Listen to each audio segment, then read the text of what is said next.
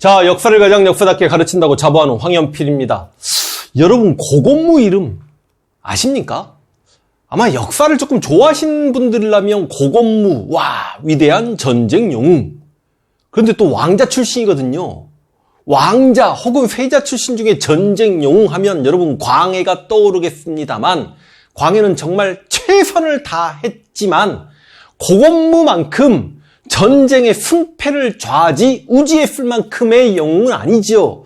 저에게 우리 역사상 전쟁 영웅 10인을 골라라 라고 물어보신다면 저는 일단 떠오르는 이름들이 있겠습니다만 고민하지 않고 고건무라는 이름을 10인 안에 올리겠습니다.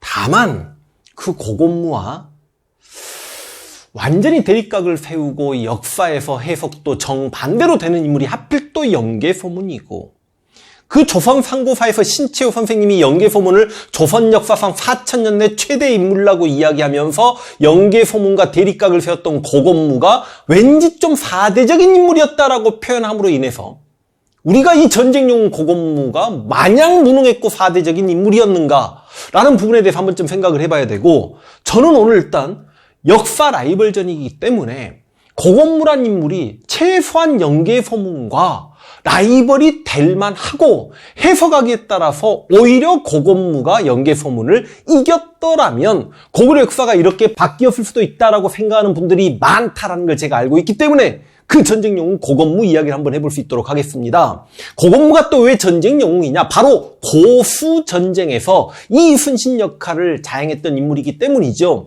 여러분, 다른 어떤 전쟁들, 일반적으로 우리가 전쟁하면 우리 역사에서 임진왜란, 병자호란, 안시성 전투를 비롯한 당나라와의 전쟁 이런 것들이 기억이 나겠습니다만, 실제로 여러분 규모 면에서는 전 세계 전쟁사를 다 뒤져보아도 이때 수나라 양제가 113만 명을 몰고 왔던 이 기록은 완전히 교차 검증이 되는 거고, 2차 세계대전 때 독일이, 히틀러가 소련 땅에 100만 병력을 투입했다라고 하지만 그건 그 넓은 소련 땅에 100만 병력이 분산되어 들어가는 거고, 중일전쟁 때 일본군 100만 이상이 중국 대륙에 들어갔다라고 하지만 역시 일렬 종대로 들어간 게 아니잖아.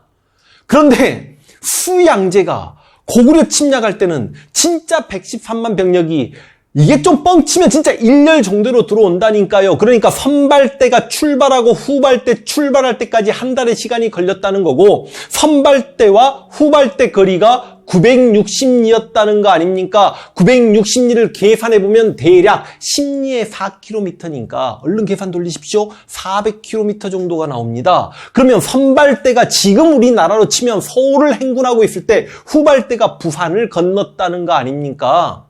그러면 이제 여기서 제가 수양제, 중국인들이 가장 싫어하는 황제 한두 명 골라라 그러면 수양제냐 진시황제냐 고민하죠. 수양제, 여러분 수나라가 어떤 나라입니까? 300년 분열되어 있던 위진남북조를 아버지 수문제가 통일했고, 수문제는 개황의 치라고 해가지고 정치를 정말 잘해가지고요, 인구 증가 어마어마하게 됐고, 수나라가 부강해졌을 때 그 수문제를 수양제가 죽였건 죽게 만들었건, 이 이야기는 제가 비하인드 스토리로 예전에 살수대첩에서 다 했으니까, 그 수양제가 황제가 돼서 대우나 만들었던 사람 아닙니까? 그러다 보니 중국 황제로서 나라가 30개, 40개가 소멸되고 새로 건국되고, 그 과정에 고구려는 700년 동북아에서 버텼는데, 그 중국 대륙 분열기 300년을 통일한 힘을 가지고 고구려를 공격하겠다라는 건 어찌 보면 역사에 한번 크게 이름 떨쳐보겠다는 건데, 그래서 113만 명이 실제로 612년 2월 달에 요하를 건넌단 말이죠. 그런데 요하를 건너서 실제로 가장 큰 성을 만났는데 그게 요동성이죠. 그런데 그 요동성을 4개월인지 5개월인지 공격했지만 요동성이 버팁니다. 여러분, 제가 유럽 전쟁사, 전 세계 모든 전쟁사를 안다라고 말 못합니다. 그러나 한번 이런 경우가 있으면 말씀을 해보십시오. 단 하나의 성이 113만 병력의 공격을 막아냈다는 겁니다. 실제 전투 병력이 113만 병력이고 보급병까지 하면 200만인지 아니면 보급병까지 다 해서 113만인지 모르겠지만 저는 이런 후성전은 어디서 듣도 보지도 못했습니다. 이거 옛날 반지의 제왕2의 헤르메 계곡 그 전투 꼭 그 영상 느낌이 진짜 심하게 납니다. 왜냐? 여러분 기록을 통해서 보면 고구려 인구를 많이 잡아도 200만 이상으로 보기가 어렵습니다. 그럼 고구려 인구의 절반이 100만이고 그 100만이 남자고 아니 근데 그 고구려 남자 인구만큼의 병력이 와서 그 성을 점령하겠다라고 4개월, 5개월 공격을 했는데 여동성이 그걸 막아냅니다.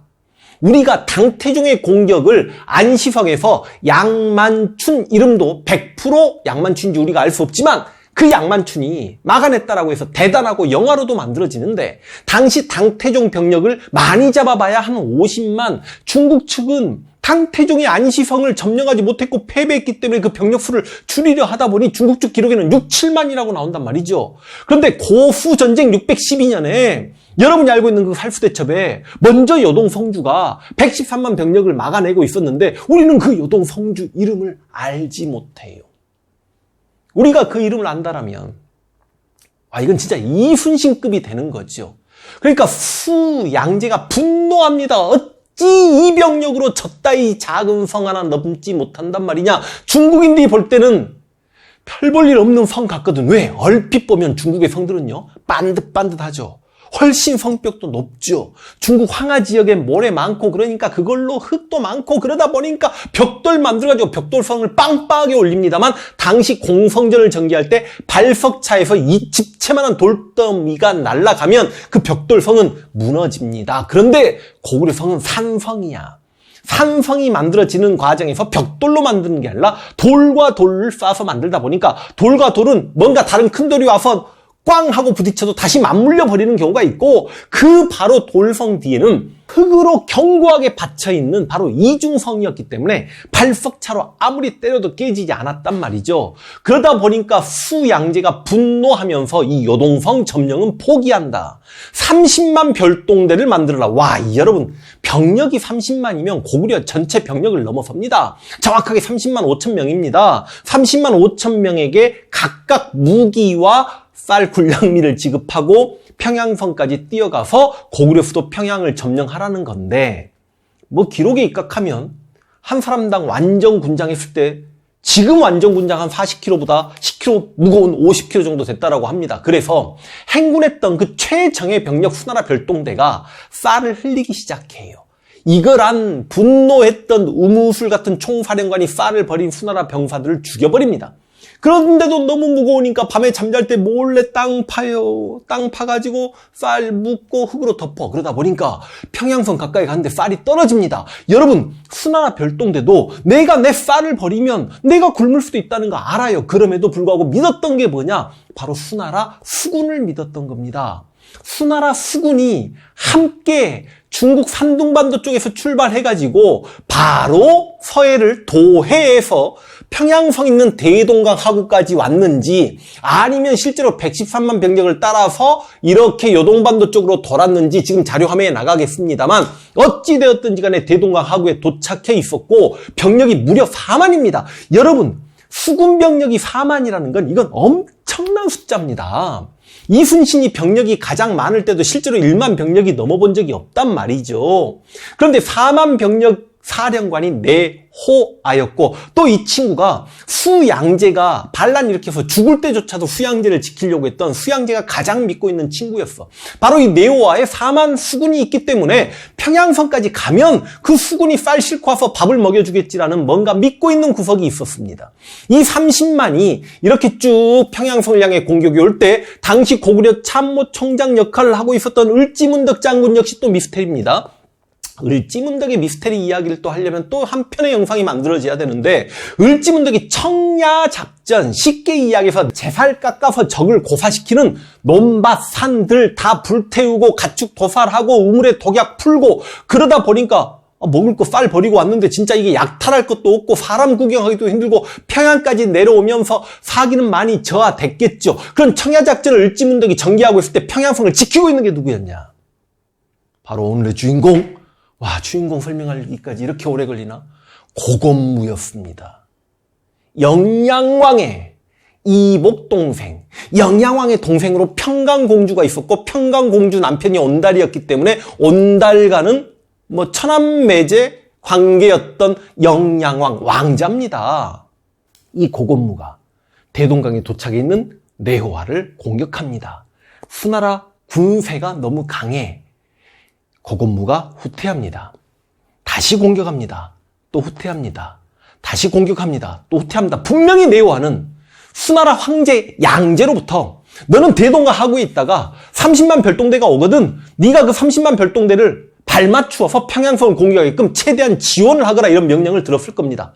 그런데 고건무가 계속 공격에서 후퇴하고 공격에서 후퇴하고 그러니까 내호와가 자신감이 생겼습니다. 그렇게 도망치는 고구려 병력을 쫓아가다 보니까 평양성 앞까지 와버린 거야. 보니까 평양성 방비가 허술해. 이거 30만 별동대 오기 전에 내가 만약에 평양성을 점령하면 나는 엄청난 영웅이 되는 거 아니냐. 내호와가 4만의 수군 병력에게 공격 명령을 내려서 평양성을 점령합니다. 실제로 평양성이 텅텅 비어 있었던 거죠. 여러분 4만 병력이 고구려 평양성 안으로 쏟아 들어오는데 일국의 수도를 점령했으니 그 기쁨이 얼마나 컸겠습니까? 그리고 지금까지 고생했던 그 배 타고 왔던 수군들에게 약탈을 허용을 합니다. 4만 병력의 대열이 완전히 허물어지고 있을 때 절에 숨어 있었던, 기록에는 절이라고 나오거든요. 여러분 평양성 안에 절이면 저 구석 산 아래 있지 않았겠습니까? 멀리 어디선가 숨어 있었던 500철기병이 4만에게 뛰어듭니다. 겨우 500철기병으로 4만 병력을 어찌 이긴단 말입니까? 라고 물어볼 수 있겠습니다만 그냥 철기병이 아니잖아. 고구려 철기병이잖아. 개마무사잖아. 그리고 이 500철기병의 지휘자는 고구려의 왕자였던 고건무였잖아. 왕자의 호위병력까지 최정의 무사 집단이었다라고 보면 되는 거고, 물론 또 500철기병 말고도 고구려 보병도 분명히 있었을 거라고 봅니다. 이 500철기병이 4만을 쓸어버리는데 고구려 성 안에 들어왔던 내호와의 4만 병력 중에 몇천 병력이 살아 돌아갑니다. 돌아가서 배 타고 살려고 했겠죠. 그런데 이 배를 그냥 내버려 뒀을 것 같습니까? 기록엔 나오지 않습니다만 벌써 고건무가 명령을 내려서 이 내호와 수군의 모든 함선을 불질렀거나 격침시켰을 겁니다. 왜요? 왜? 우리가 살수대첩을 안다라면, 여러분이 제 살수대첩 영상을 보셨더라면 30만 병력이 평양성 10km 앞까지 왔는데 만약에 내호와의 4만 병력이 살아있었고 그래서 군량미를 지급받았으면 이 친구들이 평양성 점령을 위해서 열심히 싸웠겠죠? 물론 그랬다고 해서 평양성이 또 함락되었다라고 장담할 수는 없습니다. 요동성도 113만에게 버텼는데 평양성도 보통 성이 아닙니다. 그래서 그거는 확인할 수 없지만 최소한 이 친구들이 평양성을 점령하지 못했다더라도 배 타고 편하게 돌아갈 수 있었잖아요. 그런데 그 배고픔에 정말 힘들게 평양성 근처까지 왔던 30만 5천 병력이 배를 거짓골하면서 뒤돌아섰던 건 벌써 함선은 전부 다 격침되고 불타고 없었다는 이야기지. 그러니까 여러분 그 30만 병력이 뒤로 돌아서서 청천강을 살수라고도 봅니다. 저도 솔직히 청천강이 살수인지 100% 장담 못하겠습니다. 이건 이야기하면 또 너무 길어지는 거고요. 그 살수를 건널 때 을지문덕이 뚝을 텄다는 것도 솔직히 100% 믿기는 어렵습니다. 지금 기술력으로도 무슨 포기하기 있는 것도 아니고 쉽지 않다는 거 압니다. 어찌되었든지 간에 이게 강을 건너면 병력이 둘로 쪼개지잖아요. 그때 고구려가 공격을 해가지고 30만 병력 중에 2,700명 살아 돌아갔다는 우리 역사상 3대 대첩 중에 하나, 을지문덕의 살수대첩, 강감찬의 기주대첩, 이순신의 한산도 대첩 중에 가장 규모가 컸던 을지문덕의 살수대첩은 솔직히 이야기하면 밥상은 요동 성주가 다 차려준 거고 밥하고 반찬은 고건무가 다 해주고 을지문덕 장군께서는 수저만 든 거지. 무슨 말인지 이해가 되십니까? 고건무가 그 수나라 수군 4만 병력을 깨지 않았더라면 그 수군이 30만 별동대에게 보급을 했고 그럼 평양성이 정말 힘들게 공격을 당했을 텐데 바로 고건무가 수군 4만과 내호와 부대를 격파함으로 인해서 평양성까지 왔던 30만 병력이 돌아갈 수밖에 없었다. 을지문덕이 30만 병력 잡는 거는 물론 그것도 쉬운 일은 아니었겠지만 그래서 고건무는 진정한 전쟁 영웅입니다. 오죽 후양제가 화가 났으면 네오화를 차명하려고 합니다. 그런데 부하들이 만류했고 나중에 이 살수대첩 이후에도 후나라가 두 번 더 침략해 올 때도 네오화가 수군 총사령관이었고 후양제가 백성들에게 죽음을 당할 때조차도 마지막 칼을 들고 후양제를 지켰던 게 네오화이니 얼마나 후양제의 측근이었겠습니까? 이걸 고건무가 박살낸 거죠. 전쟁 영웅 맞지요? 자, 그리고 이제 전쟁은 끝났습니다. 그리고 영양왕은 죽습니다. 그리고 이 전쟁 영웅 고건무가 왕이 되니 그 왕이 영유왕이야.